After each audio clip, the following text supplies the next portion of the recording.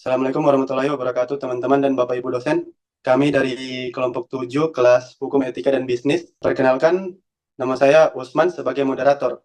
Bersama saya ada teman saya yang pertama, Ihsan, Rian, Falah, dan Ismi. Hari ini kami akan membahas dan menganalisis 3 isu penting, yaitu korupsi, kerusakan lingkungan, dan eksploitasi tenaga kerja. Untuk memulai, saya persilahkan teman saya yang bernama Ihsan untuk memaparkan kasus korupsi pada materi pertama. Silakan Ihsan. Oke, terima kasih atas kesempatan yang diberikan. Jadi, topik korupsi yang akan kami bahas di sini ialah modus korupsi kuota haji Kalhaj cepat berangkat asal bayar 300 sampai 400 juta. Jadi, kasus ini mengungkap praktik jual beli kuota haji oleh oknum Kementerian Agama dan agen travel. Dalam modusnya, jemaah dijanjikan berangkat lebih cepat jika membayar tambahan 300 sampai 400 juta. Dana ilegal itu disalurkan melalui perantara untuk memperkaya diri, membeli aset pribadi, dan menimbulkan kerugian negara hingga triliunan rupiah. Skandal ini merugikan jemaah, merusak kepercayaan publik, dan mencoreng integritas penyelenggaraan haji di Indonesia. Slide kedua. Jadi, dari perspektif etika deontologi, tindakan ini salah karena melanggar kewajiban moral dan prinsip universal, bukan semata-mata akibatnya. Pejabat publik memiliki kewajiban untuk berlaku jujur, adil, dan transparan. Menjual kota haji berarti memperlakukan jemaah hanya sebagai sarana keuntungan pribadi. Jika perilaku ini diterapkan secara universal, layanan publik akan hancur dan keadilan sosial terabaikan. Oleh karena itu, secara deontologi, praktik ini tidak dapat dibenarkan. Sekian dari saya kembalikan ke moderator. Terima kasih penjelasannya Saudara Ihsan. Selanjutnya saya persilahkan Saudara Rian untuk menyampaikan analisis dari kasus korupsi pada materi kedua ini. Silakan. Baik, terima kasih atas kesempatan yang diberikan oleh moderator. Nah, sejak tahun 2003 sampai 2005, PT IMIP di Morowali berulang kali mengalami kecelakaan kerja yang menewaskan puluhan buruhnya. Pekerja dipaksa bekerja hingga 13 jam, upah di bawah UMK, sementara fasilitas keselamatannya sangat minim. Pemerintah pun dinilai lamban untuk bertindak, sehingga dapat menimbulkan penderitaan besar dan merusak citra industri nikel di Indonesia. Nah, jika dianalisis dengan teori utilitarian, yang di mana teori ini berkata tindakan dinilai dari manfaat terbesar bagi banyak orang.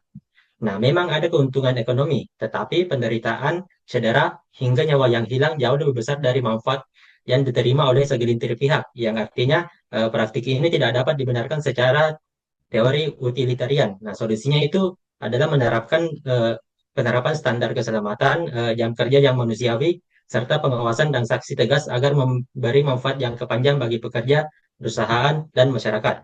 Sekian dari saya kembalikan ke moderator. Terima kasih Saudara Rian dan Darmawan. Berikutnya materi ketiga mengenai perusahaan lingkungan akan dijelaskan oleh Falah Fadila. Silakan Saudara Falah.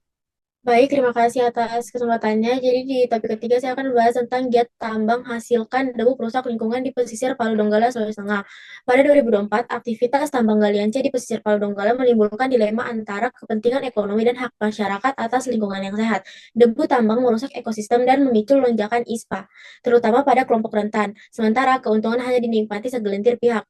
Kondisi ini menimbulkan pertanyaan etis apakah operasi tambang layak diteruskan jika merugikan kesehatan publik demi proyek pembangunan.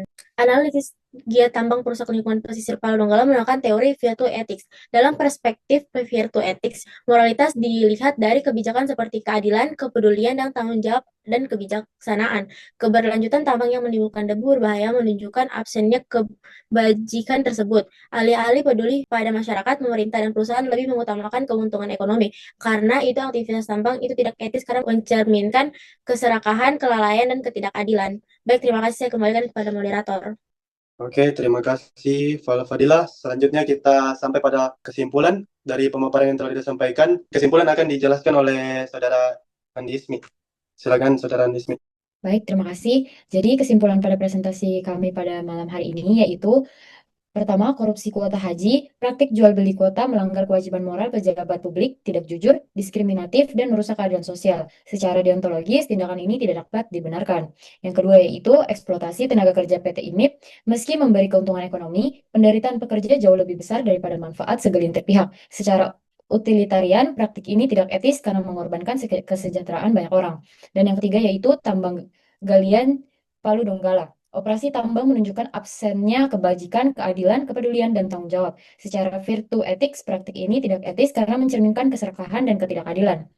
Jadi, dari ketiga kasus di atas menegaskan bahwa praktik korupsi, eksploitasi tenaga kerja, dan perusak lingkungan sama-sama lahir dari hilangnya nilai moral, keadilan, serta kepedulian terhadap masyarakat.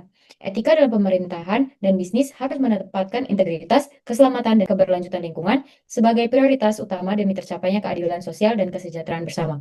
Terima kasih, saya kembalikan ke moderator. Baik, sekian presentasi dari kelompok kami. Terima kasih atas perhatian teman-teman, Bapak atau Ibu dosen. Wassalamualaikum warahmatullahi wabarakatuh.